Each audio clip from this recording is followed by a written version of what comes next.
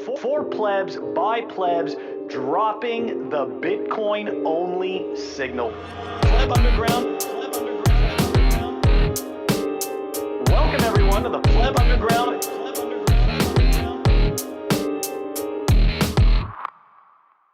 Pleb Underground, weekly show the 52nd. Pleb culture is something with which to be reckoned. We come in our own time, we cannot be beckoned. A sovereign individual is made each new second. Sometimes I write late at night on my own, sometimes I slate late at night in my phone, but always each date late at night in my zone. I ask if it's fate late at night in the ohm. Ohm like resistance, this thing takes persistence, but it always keeps flowing. Not wind, but I'm blowing. Down to earth, let's get hoeing. Not like yellow, no wings, Boeing.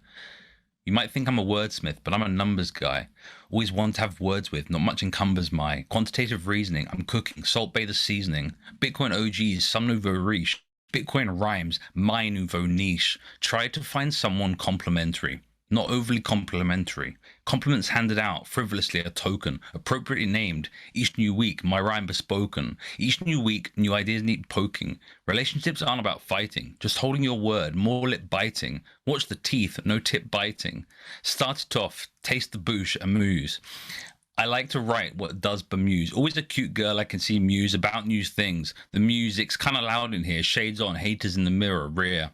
Matching birthdays between two relations make it herbal infused and have joint celebrations. Can't wait to see you in the nude dress. Can't wait to see you in the nude undress. She's a closed book, but I open fresh pages. She gives me the look and we take it to new stages. Just like Bitcoin, I'm an infinite show. I'm in with infinite pumps till I blow. I'm Bitcoin only, so I'm never conflicted. Cheap, cheap money to which they're addicted. Cantillonians with the BlackRock, the real villain. It's Alienware versus Fiat Predators. Let's make a killing. At the end of the day, keep your cool or be icy. Looking around, too many corporate LARPs I see. Pleb Underground where opinions are spicy. Better keep stacking till it gets too pricey. End of the day, kick back with a flagon and spit fire like our guest from the West, Dragon. Walton, as always, absolutely awesome. And in case the viewers did not understand who is joining us, we've got fellow Bitcoiner and pleb, Dragon Bitcoin. Thank you so much for joining us on the Pleb Underground, man. It's awesome to have you here. Thanks. You're welcome to the show, dude. Thanks for the invite and thanks for sticking me in and serenading me, Walton. You're most welcome. I think it's the first time it's ever been put that way, huh? It's very nice. I like that. Yeah, I mean, I was thinking it's not entirely for you, but yeah, you're very welcome. Just taking the end bit for myself. Thank you. The end bit's certainly for you, of course. Yeah, I try and work in the guest if I can. You're not supposed to be putting him down. He's okay.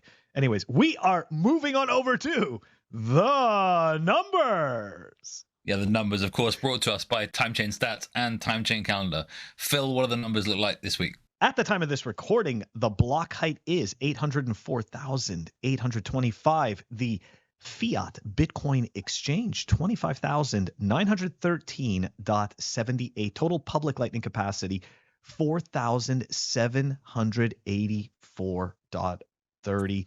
Moscow time, 38:59. Just went up. That's right. You could stack a little bit more. Look at the fee. Ooh, ordinals down bad, maybe down forever. 9 sats per VByte. 244 days to the halvening, and guys, our chain rewrite days, 703. Quite the week. It's quite the week so far. Walton, anything on those numbers? Yeah, that's how I feel. Like I want to talk one number, but it's kind of a segue into the next section, so I'm not going to talk about it just yet. Okay. So let's dive into our first look. This might be considered Hopium, but I think it's numbers. Hey, you guys decide. Let's see. Like I said, Hopium or numbers, technically a combination of both. You guys decide. 2035, you say. Let's do some math.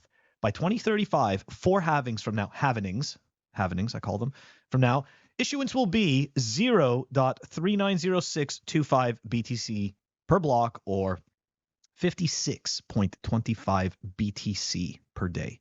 Over the past cycle, we can estimate the average net new capital entering BTC has been more or less 900 BTC a day, more or less 25K BTC, or $22.5 million per day.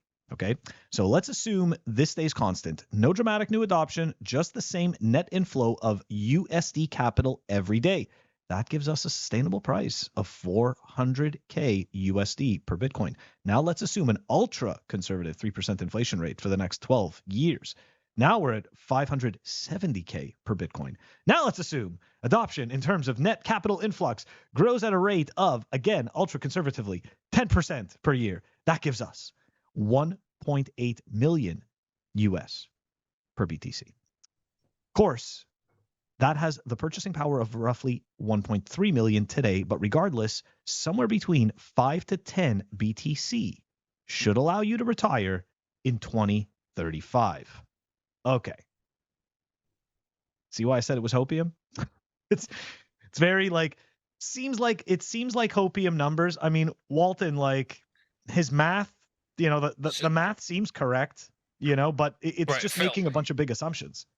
This is the numbers section, not the make up the numbers section. Yeah. I don't like this concept of how many Bitcoin do you need to retire. I think it's a really totally bad way agree. of just looking at these things for starters. Yeah. I mean, okay. I think but Bitcoin's for long-term savings and for. Sorry. I said that's the question that people want to know, though. A lot of people, right? We're not talking about like hardcore, you know, like Bitcoiners like us, but a lot of people that just come in and they're noobs. They don't know much. Like that's really what they. Sadly, okay, the answer's more than you've got right now, bitch. Like, get stacking. Like, what do you expect? Like, what are you asking for? Like, you're asking for someone to save you. In which case, Bitcoin is not for you. Like, stop fucking around. Like, you need to take personal responsibility. Like, yeah, okay, you know. I've got all of my savings are in Bitcoin. Yeah, I'm not fucking around here and talking out my ass. But like, I'm also not trying to really draw. No, in any way, shape, or form, I'm not drawing down on it because that's not how it works. If you want something you can draw down on, then you need like a diversified portfolio that you know, like wealth managers and hedge funders kind of do. But like, you certainly won't have a lot of Bitcoin. You need a lot of money to like really do that properly.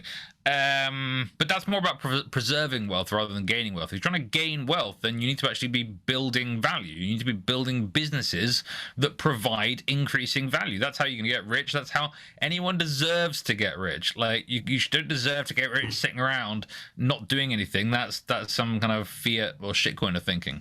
Yeah, very well said. Very well said. All right, Dragon Bitcoin. What are your thoughts?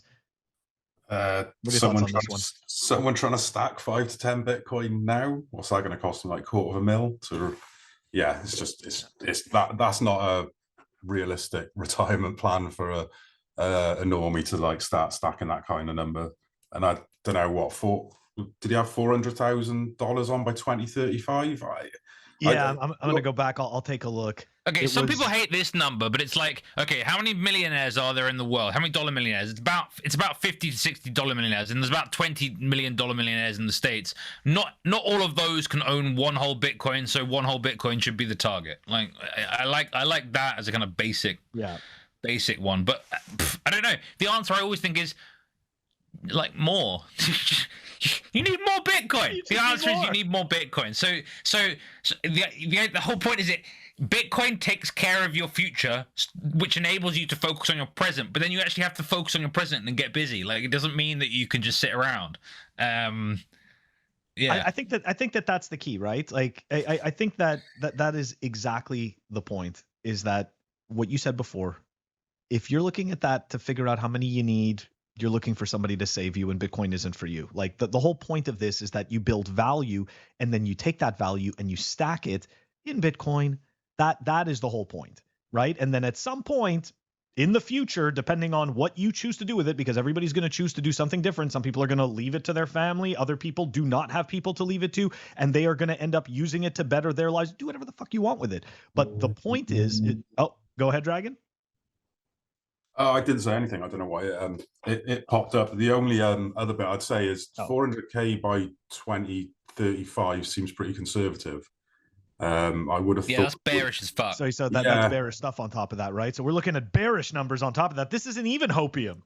Exactly. I think we're getting 7 figures in end of the decade is how ish. But you see, this is the point, right? Everybody just like we all just want to speculate, but at the same time, it's tiring. it's tiring to speculate. This is why you just got to keep your head down. This is why, you hear the narratives, stacks, stay humble, stack sats, because that's why you should ever give price targets that are like, 7, 8 years out. Never give a price target for this year, next year. You're just going to be shown to be wrong. But if it's 7 years, 8 years out, like everyone's doing well at that point, and no one cares that you were wrong. So like, don't be like a trader. Don't be trying to. I mean, we all saw that Bitcoin bulls, biggest bulls with BTC sessions a couple years ago, and you got Matt Odell calling 800K and things like this. Like there were these. It's always just silly, isn't it? It's always silly. Now, why does it happen? It happens because Hopium projection numbers get numbers. They get clicks, right? And so, if you want a sponsorship from a KYC exchange that's just a wrapper for shitcoiners, then actually you should just create a show where you just talk Hopium, and don't really kind of do any critical analysis. Like that's a really good way to build a bullshit corporate Bitcoin show. But if you want to produce real pleb media, you need to use some critical thinking. You need to be real. You need to not just pump it up, right? Yeah, some people enjoy being mouthpieces for corporations, and other people don't. Anyways, that actually wraps up the numbers, and we are going to move on over to the Fireside Chat. The Fireside Chat is brought to you by CypherSafe. Check them out, CypherSafe.io. It is the best way to store your seed. Store your seed in the Cypher grid that comes with this awesome punch tool. Check them out at CypherSafe.io. If you appreciate high quality, beautiful craftsmanship, check out the Bitcoin Rouleau Triangle. Made of 16 ounces of solid titanium, the Bitcoin Rouleau Triangle is art made by Bitcoiners for Bitcoiners. Check it out at CypherSafe.io. Guys, welcome back to the Fireside Chat. This week, the fire brought by our very own guest, Dragon, who really is a twisted fire starter, starting many a fire on the beach in Wales. So people don't know what I mean by the beach in Wales, but there is this I'd like to announce it's a PlebUnderground approved pleb event. You heard it here first. The Bitcoin Beach Retreat, which is a 3-night getaway for Bitcoiners in the UK. This year, I think there were maybe almost 100 Bitcoiners staying in tents, camper vans, and other setups on the beach, or not quite on the beach, but like on a hill where you can see the beach from your tent or from your camper van or wherever you are. Beautiful location. I took my drone actually and got some cool shots. But Dragon really throws a great party and a great pleb event. Now what makes a pleb event rather than a corporate one? Well, no shitcoin sponsors is a big one. No money from custodians. I think maybe Dragon had a little bit of money from exchanges, but it is difficult to put on events. So where people draw the line, I don't know. Now, what else made it a pleb event? The talks were given by plebs, and for the most part they weren't, and workshops given by plebs. There was a lot of education. It was about different things. Some of it was practical, some of it was technical, but all round it's a very, very good event. Dog friendly. And a whole bunch of food and drink included. And yeah, I think personally, my favorite Bitcoin event, and I've been to the Miami thing twice. Yeah. Thank you. That's saying a lot that you liked it more than Miami. Thank you for coming. It's definitely, I suppose you could call it a pleb event, not a corporate. It's realer. Like it's about, and that's like I had an event in Miami where I had a taco thing that I threw last year and we did this year again, and we had 50, 70 people and no entry fee. Okay, which you can't do for a lot of events, but it was like you're not paying $100 to see some wanker on a stage, basically, or you're not, or whatever it is. There isn't this delineation between Bitcoiners of, oh, this is the plebs and these are celebrity Bitcoiners. No, just there's people who want to learn and teach, and they're all in the mix. And if you want to be one of these other wankers, then go to some glitzy thing.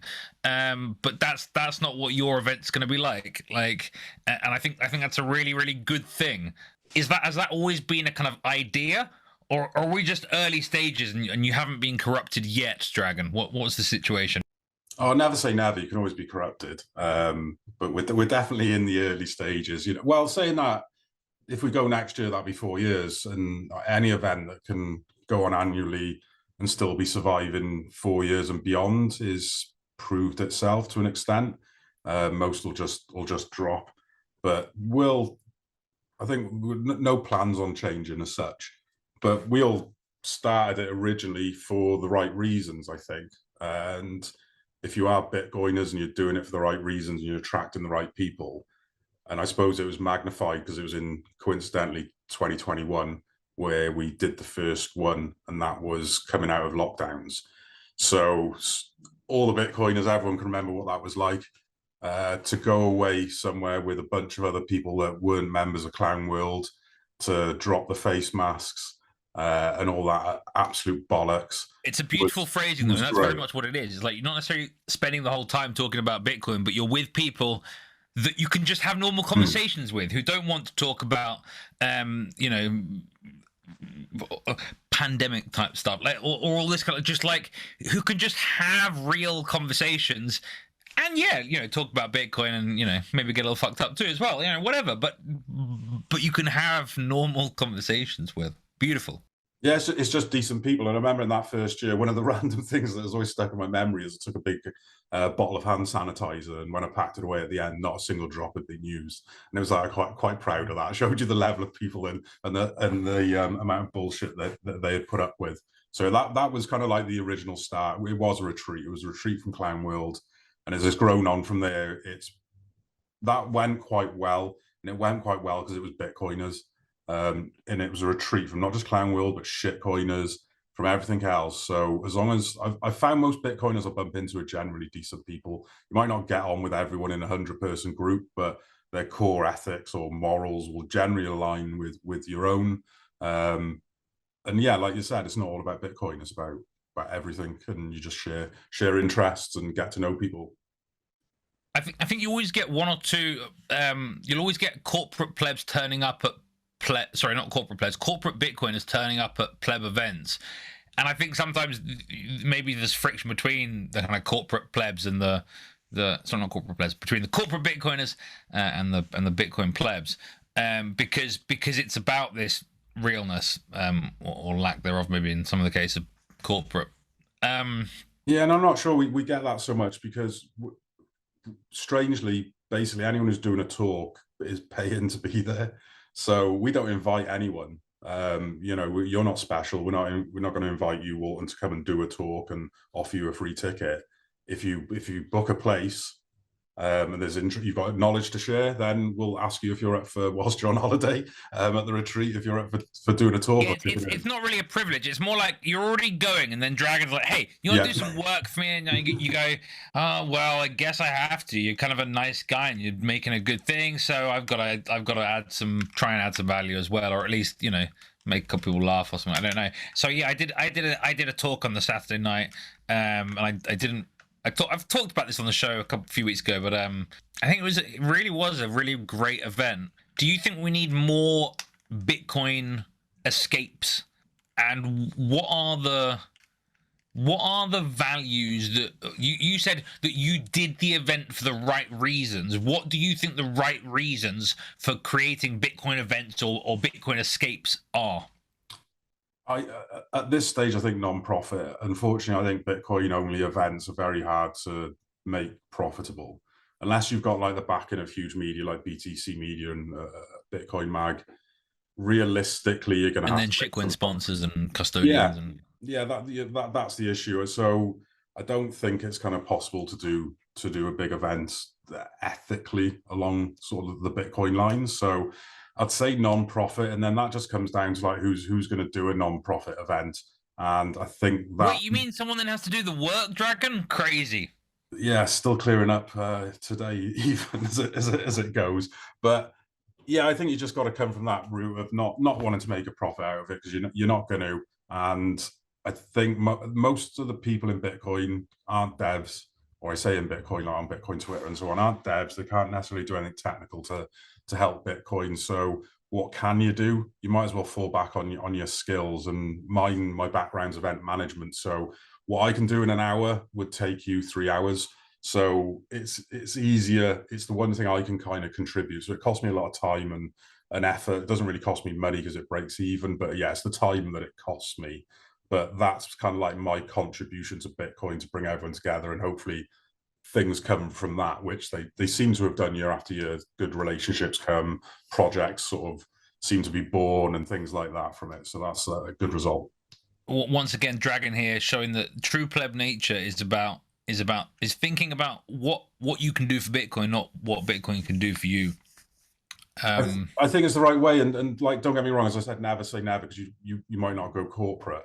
But if you're doing things for the right way, then things will naturally build, and some window may show itself one day as to how you can stay in your ethos and make it bigger, or for it to become more profitable. And an example of that even though it's expensive ticket prices may have been Glastonbury, throughout everything, it's kept a lot of its ethos. There is quite a bit of corporatism in it now, but at its core, it does hold its ethos.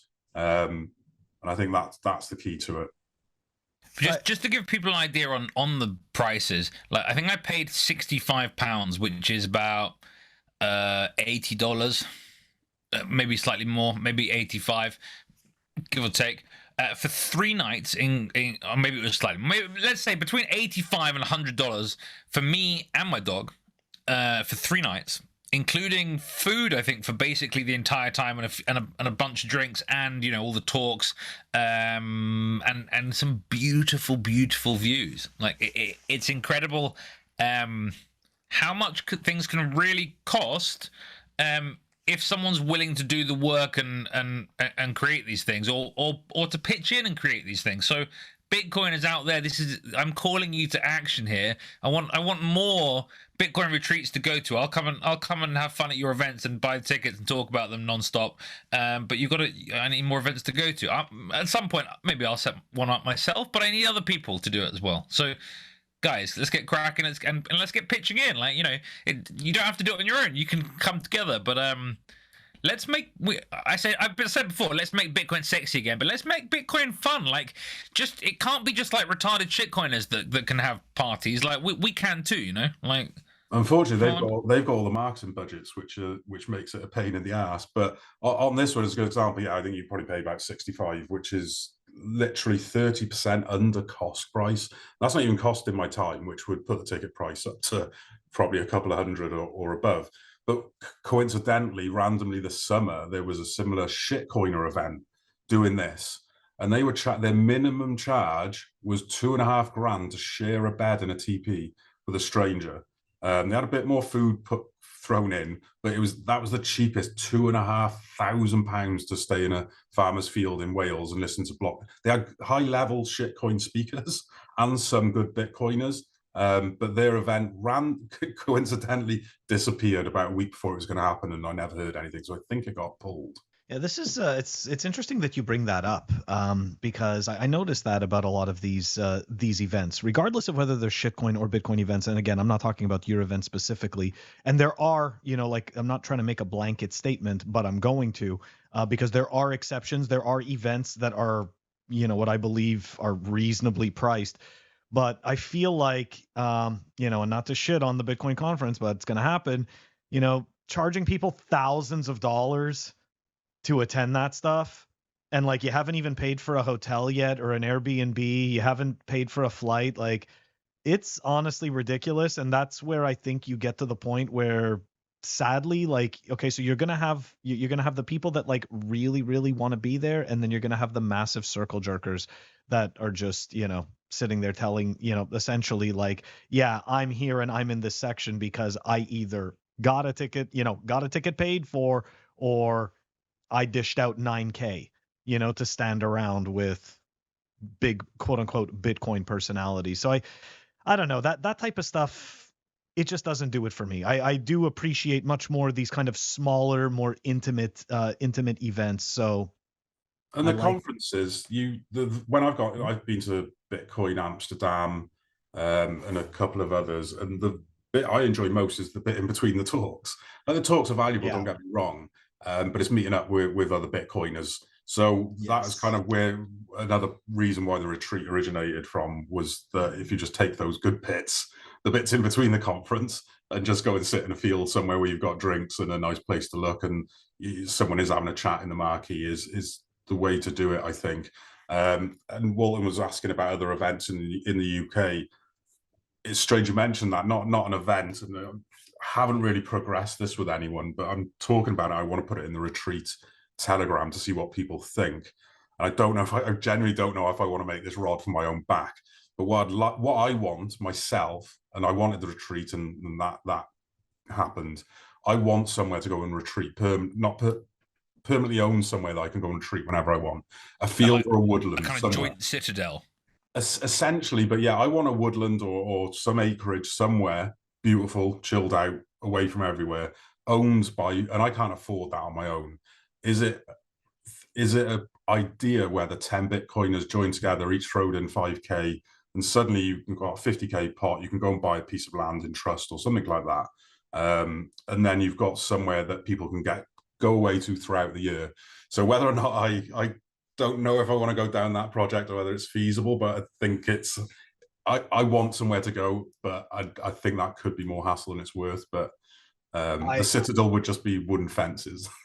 I don't mean to shit on it, but I'm just going to tell you from previous Bitcoin experience, people who have tried to gather funds from other Bitcoiners to buy a piece of land for a quote unquote citadel type thing. There was a Bitcoiner that tried to do this, and at one point we got to the point where the bull market was over, and this person needed to come up with like $1 million. I think it was untapped growth.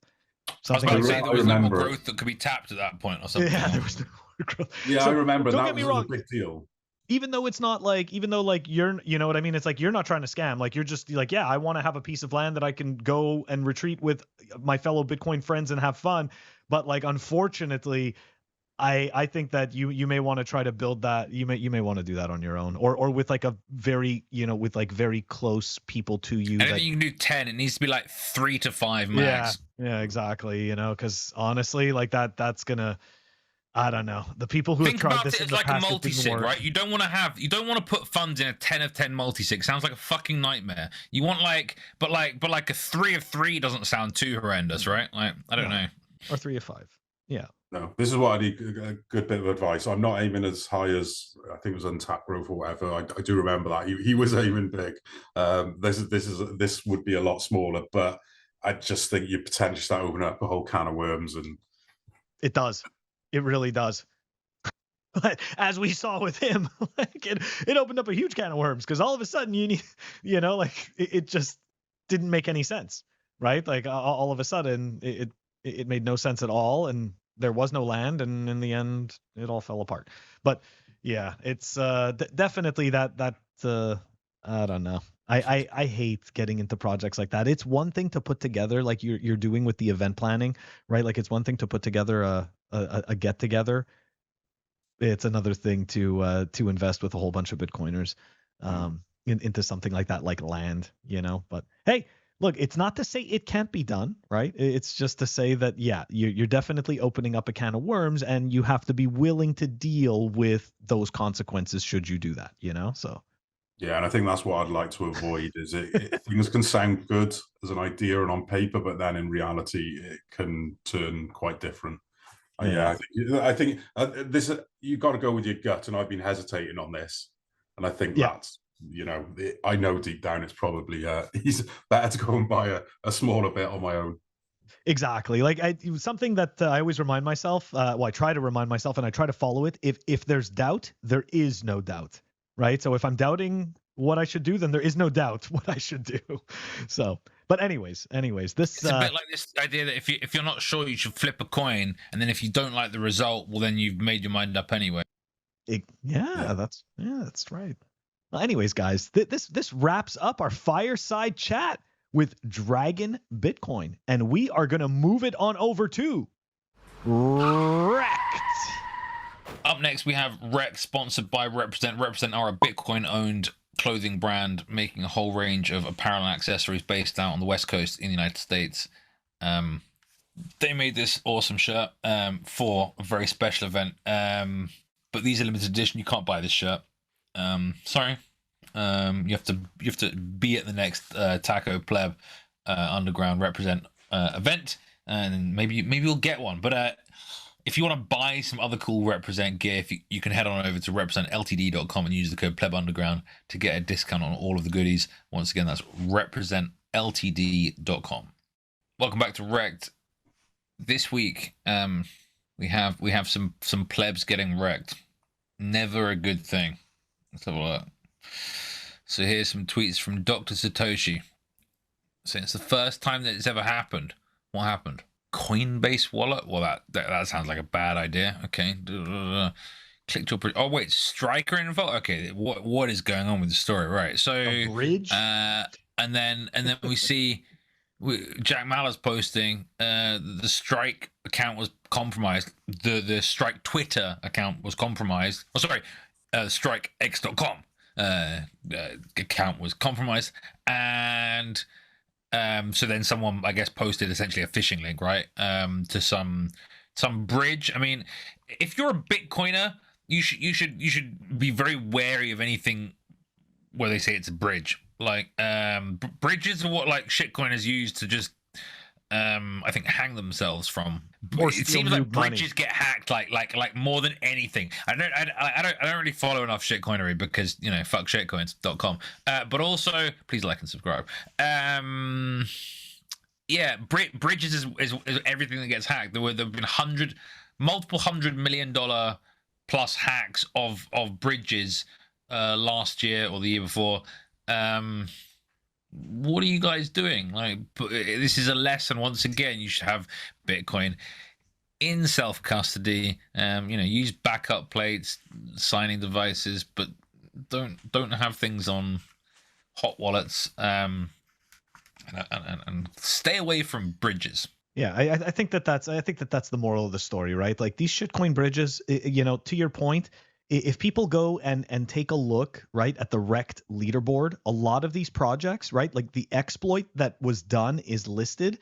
And I mean, you can see that in over, like 70 to 80% of the cases, it was some type of bridge, that allowed some malicious code to take place to make you think that you were moving your Bitcoin well, not really your Bitcoin, some wrapped shitcoin from one place to another. But really what was happening is that you were really just moving it to some malicious attacker's address. You had no idea. So look, the other piece to it is this, right? In this space, we kind of have this really bad habit of because we've been taught this, right? This is like, this is like training. So what I mean is that when you see something like an airdrop, you don't think anything of it, right? So when you have like a Twitter account that goes and posts a link to some free shit that you can get, and especially it's coming from Strike, right? From the Strike account, you're thinking it's most likely legit. But let's be honest, in this particular case, it wasn't. It's very difficult to tell people that you're not going to get anything you'll never get anything for free, because unfortunately in this space, many people have gotten things for free that temporarily had gone up substantially in value. So it's very difficult to kind of warn people away from this stuff. But guys, what you can do at the very least is stay away from things that have a bunch of red flags. Okay. So one of those things are these weird bridges. Another thing like this is, like Walton mentioned, leaving too many funds in a hot wallet. look, don't leave anything in a hot wallet that you're not willing to lose. Okay, I mean, already when you come to this space, you're warned that, hey, look, you may not want to put anything into this that you're not willing to lose, and until you understand a lot better. Well, imagine that warning is even increased fourfold for things like hot wallets. So please be careful out there. Dragon, what are your thoughts on this? Are bridges for trolls? I think probably they are. As a Bitcoiner, I can quite happily say I've never used a crypto bridge in my life. Never had need to. When I see a lot of these swaps and these things that people are farming and making money, it's like, Jesus Christ, like this is so complicated, and like these people are expecting this to take off and become mass market, and it's just such nonsense. So no, I've never bridged anything, and have no intention of ever bridging anything. Good move. Stay away from this stuff. So next this week on REKT, I've got a tweet from Reendal, probably the smartest pleb I know. Everyone should follow him. He's very humble and doesn't promote himself enough. He's been on a bunch of NVK's pods more recently, so his profile is certainly rising, but he's criminally underfollowed. Anyway, his tweet here talking about the miners don't construct blocks, pools do, and 11 pools mine 98% of the blocks. You can look here, you see two pools mine more than half the blocks, 4 of them mine more than 3/4. And so it's probably not a good thing if we have miners voting on withdrawals, as in having the pools vote on withdrawals, as in so the miners have less control over when they actually get their contribution of the hash rate to the pool. Essentially, a potential centralization problem if pools have further control over withdrawals, and hence he's saying therefore Stratum v2, a tool that can help with decentralizing miners so that you don't have to have centralized pools involved in the same way, is probably the most important thing happening in Bitcoin. Do we think Bitcoin is wrecked if Stratum v2 doesn't come along and save us soon, gents? It feels like we've been waiting for it for a long time. I agree with him. I think that is an issue, having pools that control that much of the hash power. And I've always looked forward to Stratum, and I think it feels like I've been looking forward to it for years now. So maybe just another example of the money that goes into shitcoin and that doesn't go into Bitcoin development. I don't know what the holdup is on it. I'm not technical. I have no idea. But it would make it so much more anti-fragile, surely, if miners could build their own blocks, not be dictated to by the pool. I see that as only positives, and I'd love to see that implemented at some point soon, but I don't know when it's going to happen. It's an interesting problem. And again, I'm not, I'm nowhere near in terms of the level of knowledge that, some people are in Bitcoin and mining. But I did have my own S9. And I did mine for, about a year after the China ban. I was like, hey, let me put this S9 online and learn how to mine. So look, what's really interesting is this, right? I think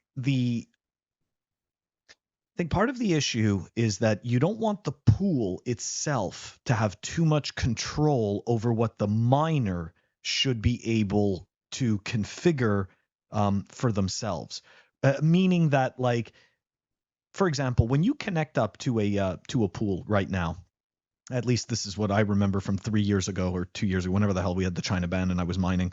I remember being able to choose what my payout period was. Like I had a lot of different configuration settings, and essentially I was setting all of these settings myself. Now, indeed, I had a login right to the website, what's it called, to whatever mining pool I had an account with, and I could see like some basic account settings there, but everything was really configurable from my miner. So what I fear more in this case, and it goes along with it, is giving some of those configuration settings over to the mining pool.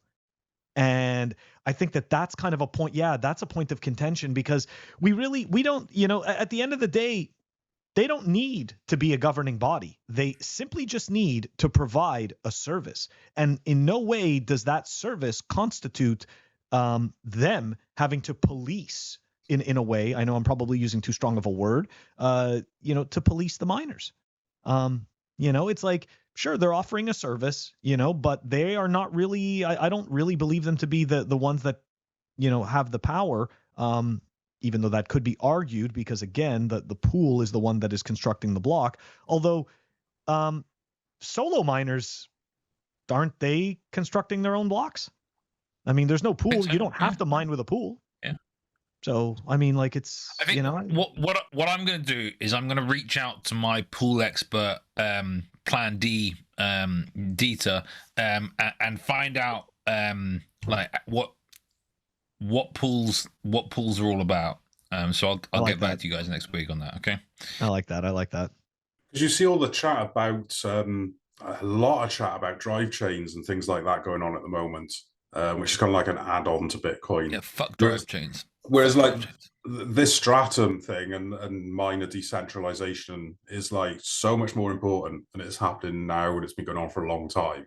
But there's I think so is like CTV and APO and this kind of stuff like is more important than drive, like actual real scaling. Instead, people are talking about drive chains. It's a waste of time. The adoption. So many more. It's gonna kill shitcoins, Walton. It's gonna kill shit because nobody's just gonna. Do you know what does good for adoption? Custodians just being like terrible. I mean, I kind of didn't really know BlockFi still existed. You'd think they were dead by now, but apparently, they are. Like they rug everyone, right? But then they get rugged by everyone as well. So it doesn't really quite make sense. Anyway, they got rugged by some other person and some other company, some third party, and a bunch of BlockFi client data. They use Crawl as a claims administration platform. So wait a second. So if you wanna launch a claim against BlockFi, you can sign up to this service that's gonna lose your information.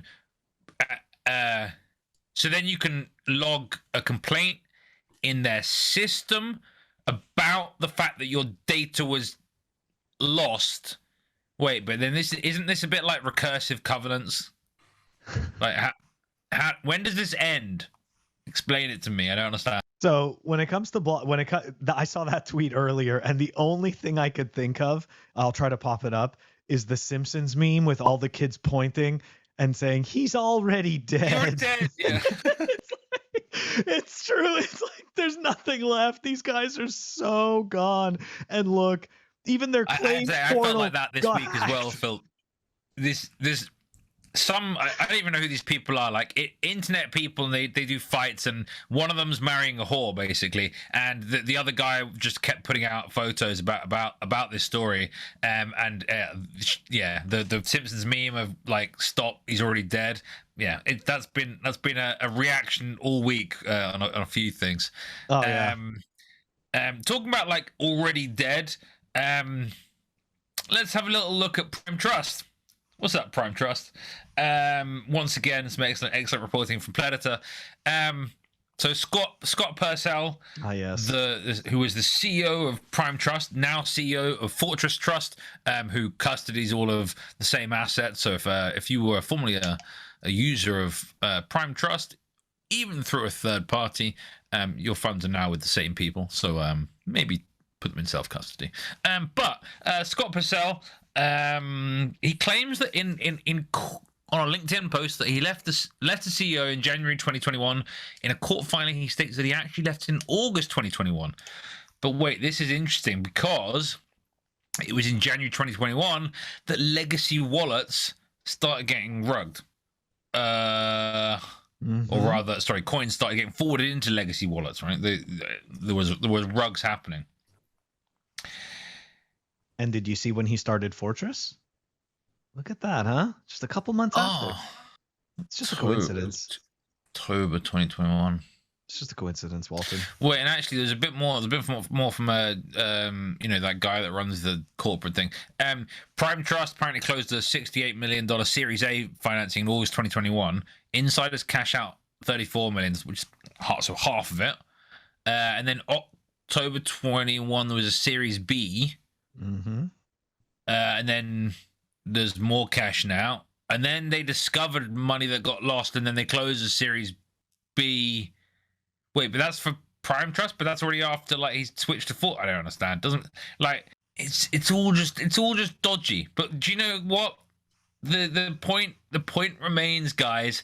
Stop using custodians. Stop using intermediaries. Put your coins. No, put your Bitcoin UTXOs in self-custody. Stop fucking around. It's quite simple. Really is. Gents, any final comments? I don't get that Prime Trust thing. You know, if you've even stopped using those wallets and you've got that multi-sig, like what happened to that, to the sign-in devices? What happened to the backups? Like, even if you knew, I'm just trying to picture myself in an organization like that. What would you do as policy with those sign-in devices? And I struggle to get to the answer. You throw them away or 700 million Bitcoin at one point. Sorry, my apologies. Not 700 million, 700 Bitcoin, which was worth, I think, a few million at the time. I don't know how much they had as such. I just, it doesn't add up. Like, you just have thrown them in a drawer. Do you know what I mean? There's that guy who lost all his Bitcoin in a dump. Like, that was in 2010, 11 or something. He was mining, and then that got thrown out a few years after. So, like, that lesson has been learned. Like, you just don't throw out anything that might have one of those wallet.dat files on it if you're mining, and you just don't throw out a hardware wallet. Even if I knew one was clear, I'd sling it in a drawer. I wouldn't reuse it as something else. The cost of that compared to like the organization's scale, and it's just, you write off the cost. Where did those devices go? I think, and you know what, to your guys' points, right? So look, at the end of the day, we, you know, like Walton said, we can't trust any exchanges. Now, granted, not everybody has the luxury of having cheap, abundant energy or stranded energy around them. So not everybody can mine Bitcoin.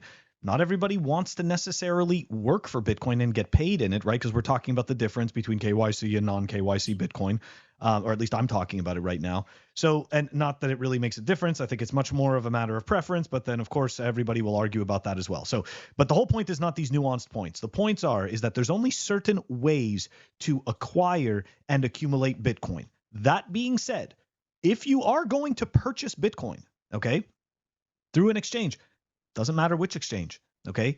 You have to know 100%. It doesn't matter how pretty the site is. It doesn't matter how many security features they implement. We cannot trust them, okay? That's all there is to it. We can't trust them. This is like, and I think that one of the problems with this is that we've all, as westernized culture, we've all been trained inherently to trust these third parties, all of them. We've just been, it's not even a thought, right? Like, you just go, you sign up, and hey, they'll do what they're supposed to do. No, they won't. Okay, that's the truth. They will not do what they were supposed to do. You need to do what you're supposed to do, which is take self-custody. That wraps it up for REKT, and we are moving on over to the Hopium. The Hopium is brought to you by CryptoCloaks. Check them out, CryptoCloaks.com. Amazing 3D prints by fellow Bitcoiners, such as the 3D printed grenade. That's right, they fit 2 open dimes. And if you get the bigger one, you can fit a full-sized signing device, like a cold card or a Trezor. And if you use the code PlebUnderground, you get 5% off at CryptoCloaks.com. And don't forget to use our affiliate link in the show notes at CryptoCloaks.com. Usually with Hopium, you know, we try to get a little philosophical in some cases, try to dive deep. You know what? I figured this week, with the shit show that we've had that started last Thursday, I figured, you know what? Let's just go for straight degen Hopium. So let's dive into it. First tweet from Saifedean. Check this out. Expectations: BlackRock will subvert Bitcoin. Reality: Bitcoin will subvert BlackRock. What is he referring to? BlackRock's support for climate and social resolutions falls sharply. Oh, what a surprise. Asset manager blames proposals that are overreaching or simply redundant. That's right. Because you see, Bitcoin hijacks the incentives. So you see now all of a sudden all that ESG crap, that ain't worth a damn thing. Okay? When they're actually looking at owning Bitcoin. So now all of a sudden their incentives change. So very interesting how Bitcoin will end up hijacking BlackRock. I'm excited to see it. What's up, Walter? So at some point, the value of Bitcoin, which I know market cap. All right, let's park market cap theory discussions because they're kind of bullshit, right? Like it's, the marginal price times by the whole lot of supply, which doesn't really make sense because it never gets dumped in one go. But like, let's look at that amount, right? It's in the hundreds of billions for Bitcoin. At one point, I believe it did hit $1 trillion. The size of that is significant, right? It's Bitcoin. I think at some point was, I don't know, the 15th biggest currency or something like that globally, and it was bigger than all bar about, was it 10 companies, something like that. I might be out by the odd number here, but I'm in the right sort of orders of magnitude here. But BlackRock have trillions in assets under management. I think once the total value of Bitcoin by market cap exceeds the amount that BlackRock have as assets under management, things get a little bit more interesting. In the mainstream, in the fiat finance world, there is certainly this idea of, I guess, like just these beasts, right, that exist and overtake and are then just there, right? They have a kind of size and stature, and BlackRock's one of them. But I think they're dinosaurs. And I think we all think Bitcoin is gonna be bigger than BlackRock one day, and there's nothing BlackRock can do about it. Right. Unless somehow BlackRock own like all of the Bitcoin and other stuff, which can happen if you guys sign up for their ETF and give them all your Bitcoin and they can just do the gold shit again. Come on, stop fucking around. BlackRock's toast. Just buy Bitcoin and put it in self-custody. Thank you. When BlackRock dark ledger, sir. It's coming. Okay. I mean, I mentioned in my rhyme this week where I said I'm Bitcoin only, so never conflicted. Cheap monies to which they're addicted. Cantalonians with the BlackRock, the real villain. It's Alienware versus fiat predators. Let's make a killing. Yeah, BlackRock, Crack Rock. These. Yeah. All right, we're gonna move on. We got some more Hopium here. All right, check this out. This is a good one here at Crypto Nick at block height 802,000. I reached a great milestone. I'm heating my pool. 2 weeks, flawless mining and heating. Second miners should go in this week. This prototype was built to learn, gather data, and develop the control algorithm. So I got to tell you, that for me is Hopium, because you see, this is what's interesting, right? Like, while the shitcoiners talk about innovation, really it's just a bunch of fucking vaporware and JPEGs you don't own and hacked bridges and DeFi liquidity, which is really just, Ponzi's on overdrive that require more and more funds coming in. Bitcoiners are actually building real world applications with Bitcoin.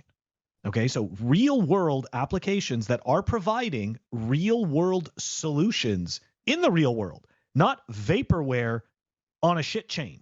Okay, so very cool, Crypto Nick or Crypto Nico, and good job, man. That's freaking awesome.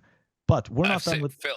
Yeah, I'm a pun maxi, right? Play Yes. on words maxi. And one of my all-time favorites that I've seen someone else create was the first, I think, and it wasn't this guy, but it's reminded me of it. Someone made a jacuzzi that was running off miners, and they called it the Spa 256. And I think that's just fucking beautiful. And this guy's built his own one, so congrats, dude. Yeah.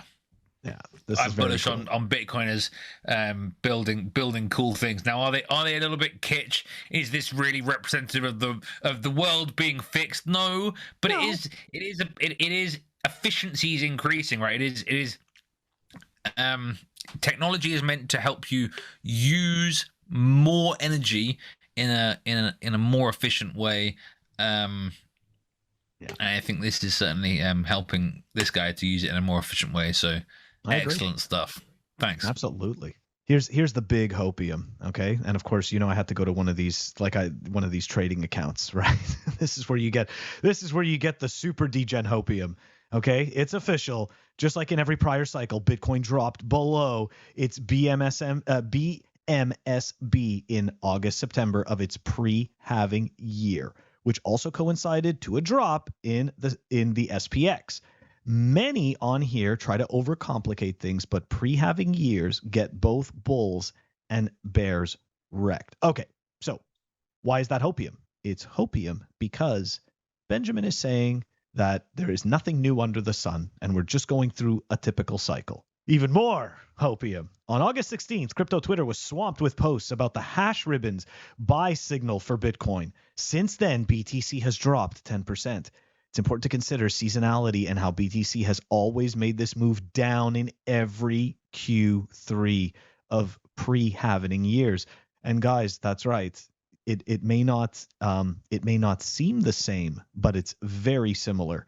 And Benjamin is showing us right here where we are on the cycle. So again, even more Hopium. But wait, there's even more Hopium. Another chart. And here we go. This one's from BitQuant, all right?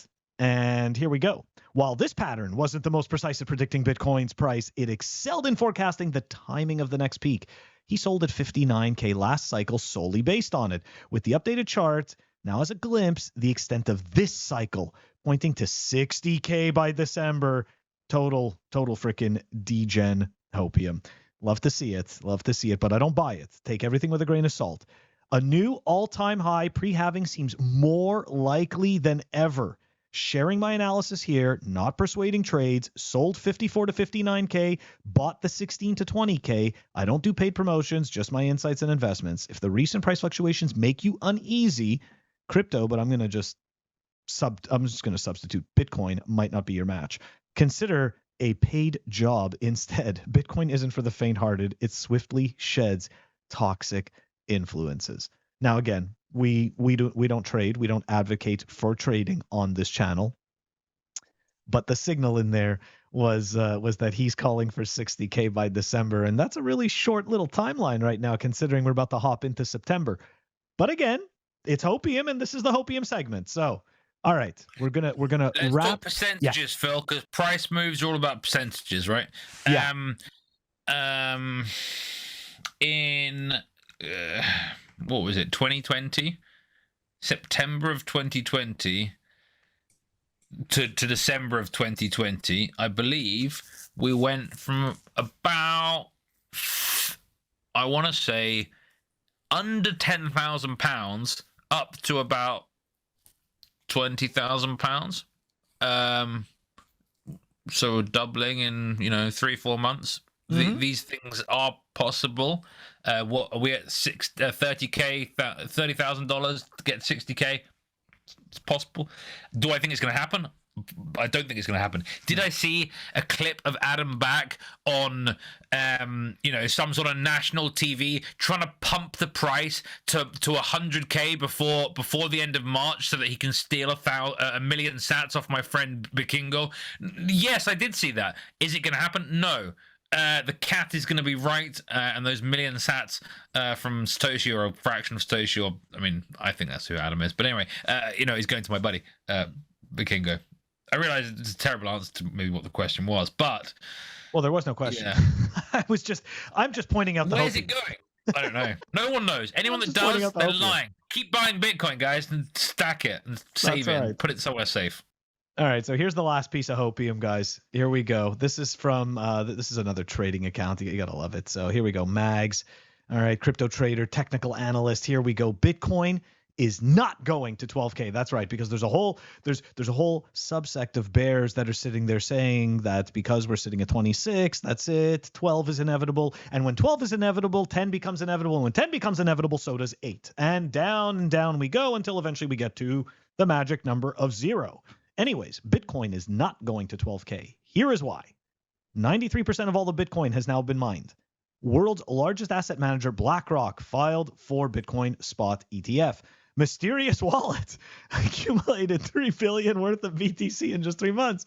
Europe gets its first spot Bitcoin ETF. Only 6.3% of total Bitcoin supply left on exchanges. Bitcoin having in just 8 months. Bitcoin supply shock inevitable. This could be the final shakeout manipulation before the real bull run begins. Next 2 to 3 months are going to be important. Don't miss the second chance. Act smart. And there it is. Here's the Hopium square, and let's go see where that Hopium square goes to. Well, it's looking like 180K. I mean, people were talking numbers bigger than that in the last cycle, right? Yeah, if you believe exactly. cycle theory, I don't know. I think you could argue that legacy markets have cycles, and Bitcoin's quite a small market, and so maybe that's some of it. But some people also argue that Bitcoin's in a continuous bull market.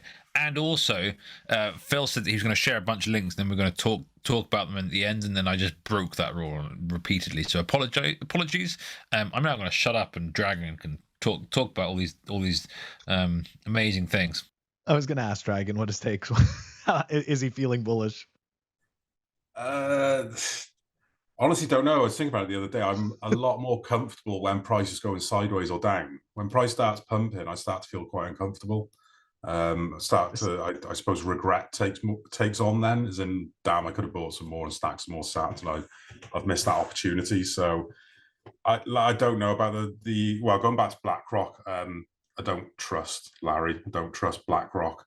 Yeah, it's great. Maybe it might pump people's bags and things like that, but I struggle to see it as like a really positive thing.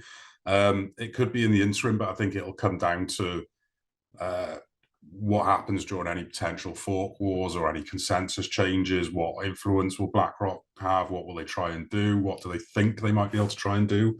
Even though we know they'll be unsuccessful.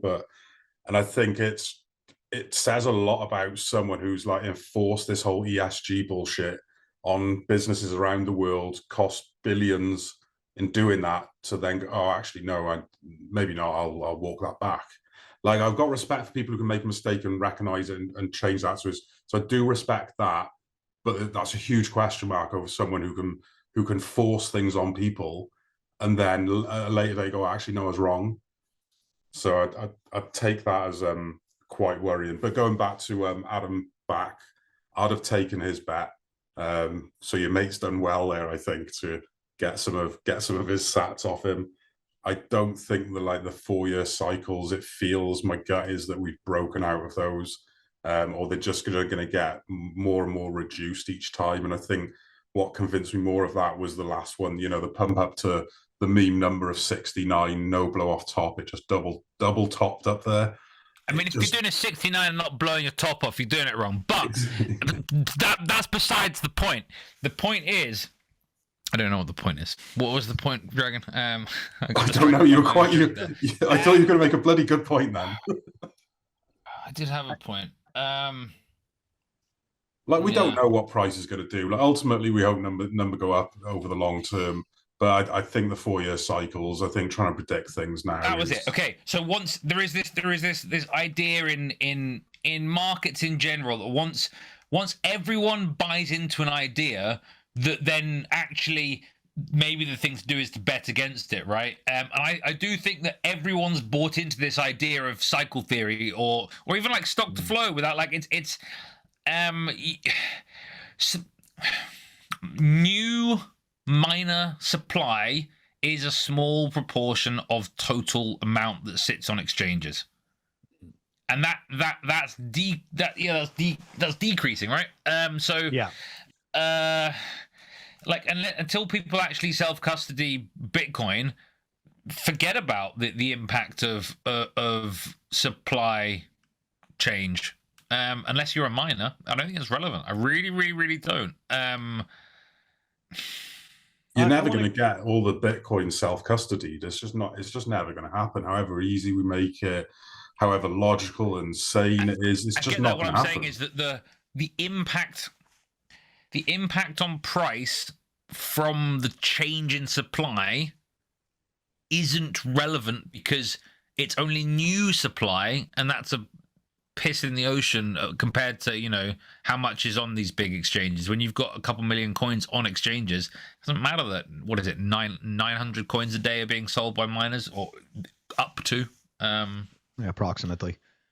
I actually want to go back to the point of BlackRock realizing that they've made a mistake. I just want to not necessarily push back on it, but give a different angle. I don't think they realized they made a mistake. I just think they found a more profitable avenue. So they're like, you know what? It's like we can backpedal from this and just simply start to, you know, be cheerleaders for Bitcoin. So I just, you know, at the end of the day, these institutions, right? It's all about the incentive, and it really, really is the profit motive. So I don't, you know, like I think that if it would have been more profitable for them to stay along the lines of the ESG narrative, which I'm kind of surprised it's not more profitable, because there's so much more fake money being thrown at that, but that maybe just outlines and again, this is Hopium, maybe that just outlines the bullish case for Bitcoin a little bit more, right? Maybe there's something we don't know, but that the institutions know. No, I'm kidding. You know, we always want to think that these experts know something that we don't know. But that's usually not the case. They know when institutional money goes places because they move it or they tell other people. You know, but they don't understand Bitcoin better. When the insiders do their trading is what they know, Phil. That's right. That's exactly right. that's what they know, but they don't know Bitcoin better. That's for sure. I think it'll be like a trading, right?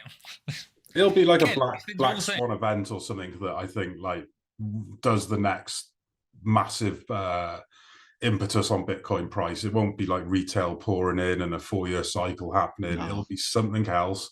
And there was an interest in institutions or sovereign nations. And I think we've all understood what Bitcoin being a global reserve currency would be and would look like. But there was an interesting tweet put out about someone who spelt out what it could look like as BRICS are trying to decide on what currency they use, whether they create a currency like Bancor or something like that.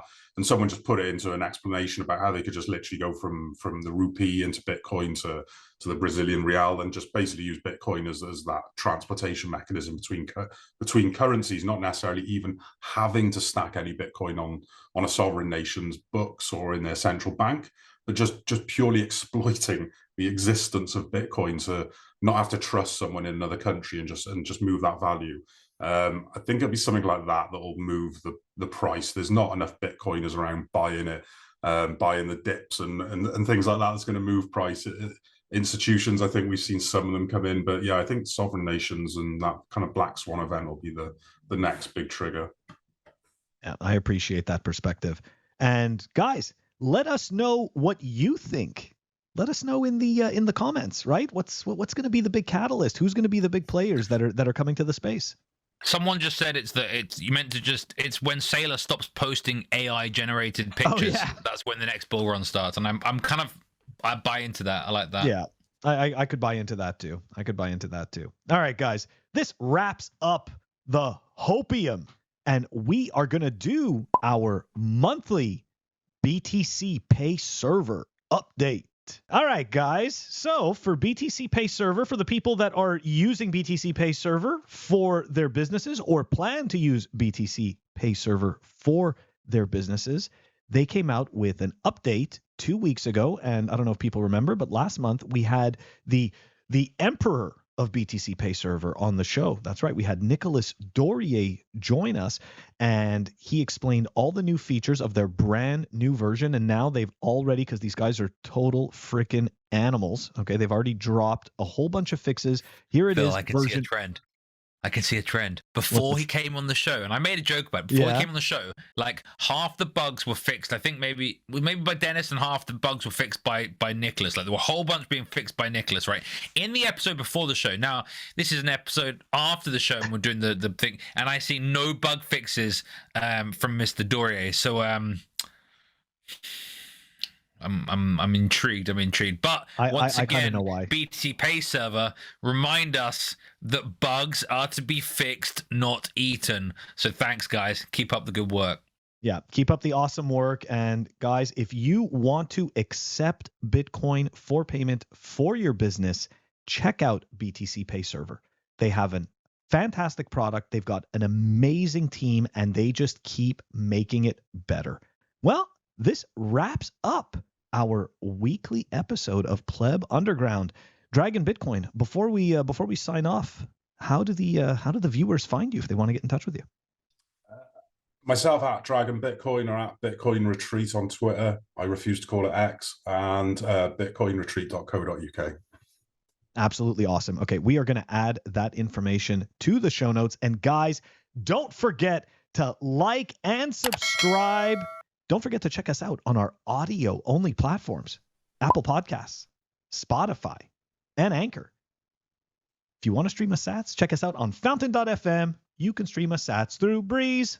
Walton, how do we finish this one, man? Fuck shitcoins and go to Bitcoin Pleb events. Thank you. We'll see you next week. Catch you next week, guys. More toxic than the most toxic.